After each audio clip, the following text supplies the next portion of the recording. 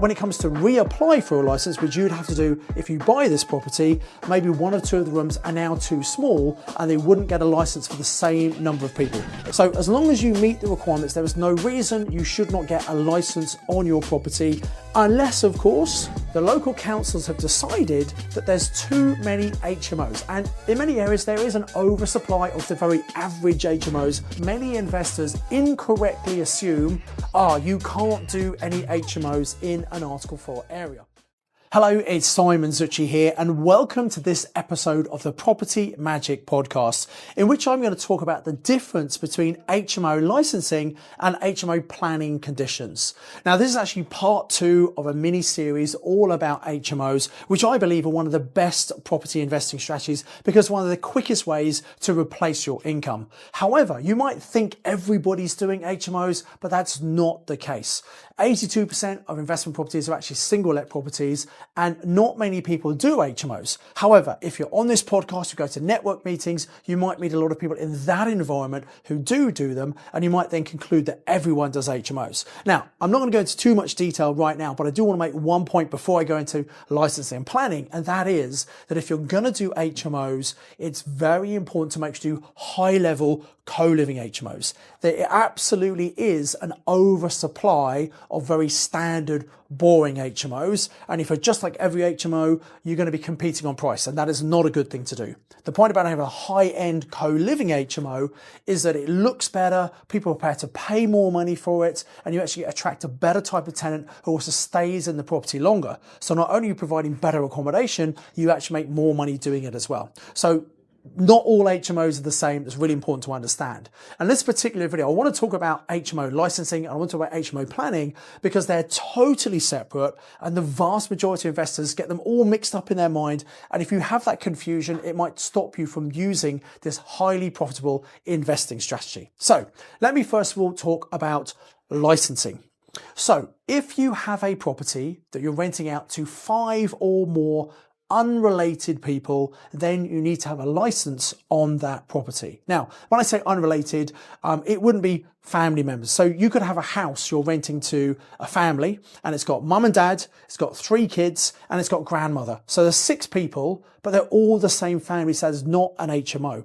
However, you could also have a 2-bedroom apartment where technically you've got a boyfriend and girlfriend, so they're unmarried, they're in one room and they're renting to a friend in a second room. It's 3 unrelated people. Technically, that is an HMO.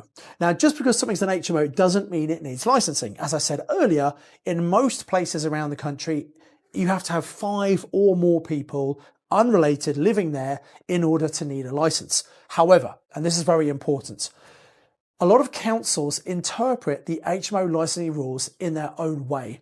And so many councils take the strict definition of an HMO, and if there are 3 or more unrelated people living there, then they see you need to have a license. So really, it's important for you to check with your local planning department to understand exactly how many people they specify you need to have a license for. Generally, it's 5 or more people, but some councils, it's 3 or more people. So just get really clear on that first of all. So that's the first thing, the number of people who are there. It's not the number of bedrooms, it's the number of people who actually live in the property. So you could have a 4-bedroom property that actually has 6 people living there because maybe 2 of the rooms are double rooms and have couples in them. So remember, it's the number of people, not necessarily the number of bedrooms. The next thing to understand about licensing is people worry, will I actually get a license on this property or not? Well, as long as it meets the criteria, you should get a license. So in other words, they'll have minimum room sizes. And again, you need to check with your local council because different councils have different interpretations about how big they want the rooms to be. The national guideline for single rooms is 6.51 meters squared, and for double rooms is 10.22 meters squared. However, that's not very big, and some councils want a single room to be 7.5 or even 10 meters squared. So again, check with your local council.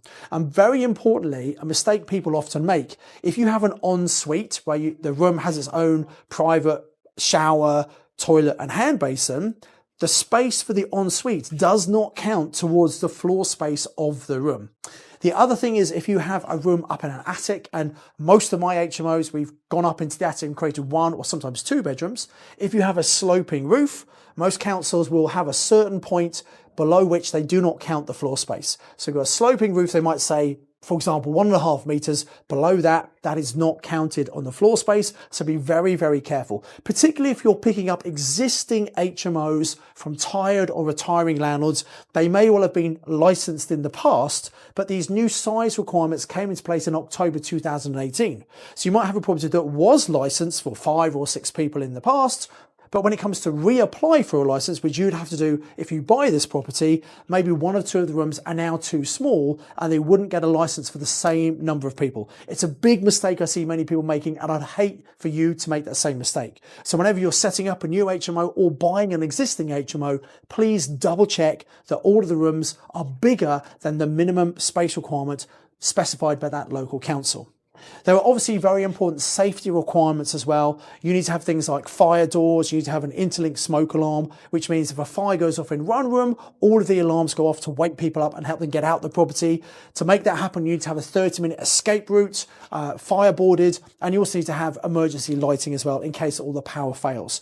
It's really important that you are providing safe accommodation for your people. And if you didn't follow all the safety standards, well, first of all, you wouldn't get a license, but also if something tragic happened in that property and you hadn't put the right safety things in place, you could be legally responsible for that, and the consequences are quite severe. So please, please make sure you're providing good quality accommodation with all the necessary safety requirements to make it as safe as possible for your tenants in your HMO property. So when you come to get a license, you'll basically fill out all the forms, you'll submit a floor plan to show where the fire alarms and the fire doors are, you'll pay for the license. Normally it's a 5-year license fee. When you put the application in, you can then generally, you can start renting out using all of the rooms. There are some councils who say, well, we need to actually grant the license before you can use all of the rooms. But most councils, as long as you put the application in and got a receipt to say they've received it, then you can start renting the rooms out.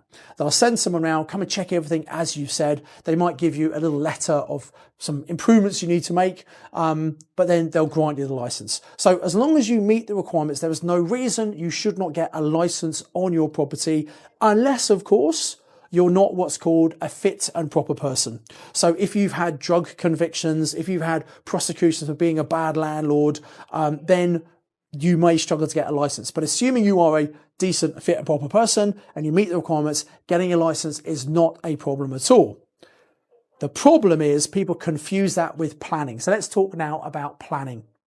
Now, planning is a huge, complex subject. We can be talking for hours and hours about it, and I'm not an expert in planning. I know enough about it, but I don't need to know everything because I always pick up the phone and call my planning consultant. That's why having a power team around you is really important. And you can build that power team by going to events like the Property Investor Network meetings that happen all around the country every month.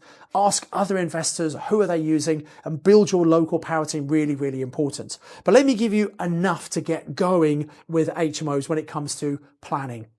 So first of all, let's talk about if you have a normal house, which is a C3 planning classification, that's a residential property, to turn it into an HMO, which is a house of 3 or more unrelated people living there, up to 6 people, that's what's called a C4 planning classification. And in most areas, you can take a normal house, convert it into an HMO, which is C4, under permitted development rights. That means you do not need to apply for full planning permission. You literally write to the council, tell you what you're doing, and 56 days later, if they don't object, you can go ahead and do what you want to do. However, in some areas, in fact, many areas, the local councils have decided that there's too many HMOs. And in many areas, there is an oversupply of the very average HMOs I talked about earlier on. So they've introduced what's called the Article 4 direction. This is where they have taken away, they've withdrawn the permitted development rights. So if you are investing in an Article 4 area, it means that you would have to apply for planning permission to turn a normal C3 classification house into a C4 HMO. And more likely than not, most councils will reject that application because they don't want more HMOs. That's why they brought Article 4 in the first place. So because of that, many investors incorrectly assume, you can't do any HMOs in an Article 4 area. Well, that is just not correct. You see, the councils will have certain guidelines and specifications. So for example, many councils say, well, you can't use a property as an HMO if there's more than 20% HMOs within a certain radius of that property. So it might be 20% HMOs within 100 meters of that property. Now, if there's less than 20%, and different councils vary, I'm just using 20% as an example, but if there's less than 20% HMOs within 100 meters, although they might reject the application initially, when you appeal, you can show you're meeting their criteria and you probably will get the planning permission to convert that normal house into an HMO. So many of my students have found properties in great locations where the concentration is less than 20% and they've still successfully got the planning permission to create that property into an HMO. The other thing you can do is look at the boundary of the Article 4 area, and just outside of that, there might be a really good area which is great for HMOs, but it just happens to be outside the Article 4 area, which means, again, you don't need to get planning permission to convert from a normal house into an HMO. The other thing you can do is you can go and acquire existing HMOs in the Article 4 area. Now, for you to do that, you'll need to get what's called a certificate of lawfulness. That means you prove the property was used as an HMO before Article 4 came in and has been used continuously since Article 4 came in. So if you live in an area where Article 4 has been brought in by the local council, call up the local planning office and find out exactly when did Article 4 come in. And if you're looking to buy a property, you work with the existing landlord to get the evidence to prove it's been used as an HMO ever since.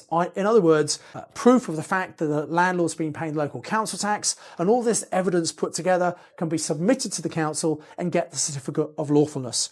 Now, the reason that's important, if you are in an Article 4 area and you want to get a mortgage for your HMO, which most of us use mortgages obviously to buy our properties, that lender will want to either see the planning permission or they'll want to see the certificate of lawfulness in order to give you finance. So it's really important to get that certificate in place. So far, we've talked about small HMOs up to 6 people.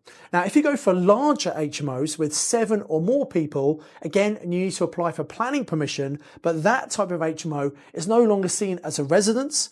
The planning class is called sui generis, which means in a class of its own. So larger HMOs, 7 or more, you definitely need to apply for that planning. Again, you might buy a property that's already got that planning permission in place, which is fantastic. And remember, it's nothing to do with licensing. Planning and licensing are totally separate. But the other thing to think about, if you're doing a larger HMO, most lenders want you to have some HMO experience in order to give you a mortgage on that kind of property. So if you're starting with HMOs, it's much better to start with 5 and 6 bed HMOs, get that experience under your belt, and then you can go for the more profitable, larger 7, 8, 9, 10 bed HMOs, which can make you a lot more money.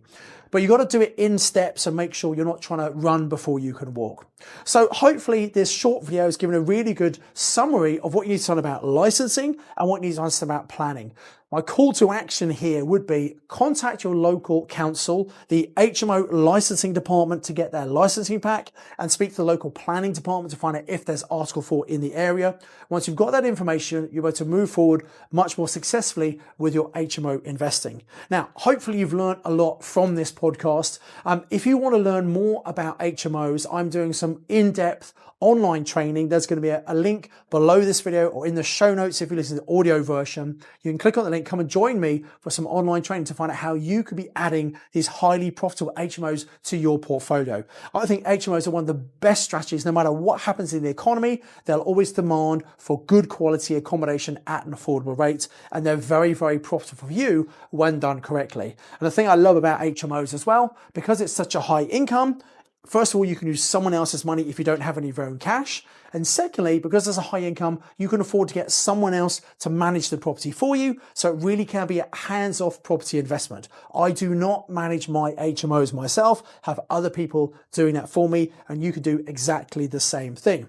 So click on the link below. to get access to the online training with me. If you're watching this on YouTube, why not come and like this video? Come and comment below. Hopefully that helps you understand the difference between planning and licensing. Also, make sure you subscribe to this channel and hit the bell icon to make sure you're notified anytime a new video comes out, because some of these videos are very timely with strategy, information you can implement straight away, and you don't want to be watching those 6 months after they come out. So make sure you watch these videos whenever they come out. Hit the bell icon to make sure you're notified whenever a new video lands on this YouTube channel.